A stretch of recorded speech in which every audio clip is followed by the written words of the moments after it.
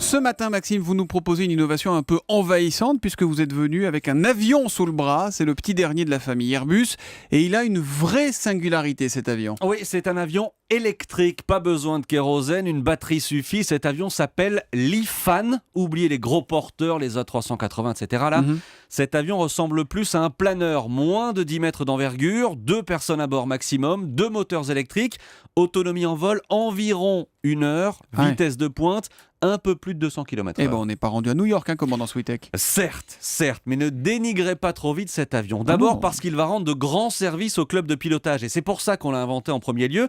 Il va servir aux entraînements des futurs pilotes, entraînement désormais silencieux. Les riverains des aérodromes vont adorer cet Ifan. Mais surtout, c'est le premier avion électrique à être produit en série. On n'est pas là face à un gadget, une lubie d'inventeur. La production de l'Ifan va être lancée en grande pompe dans 2 jours, après-demain, par Arnaud Montebourg, qui a une petite idée derrière la tête. Et c'est quoi cette petite idée qui trotte dans la tête du ministre de l'économie alors ? Eh bien, cet avion, il fait partie des 34 projets de la nouvelle France industrielle. Des projets qui sont censés donner une longueur d'avance à l'industrie française.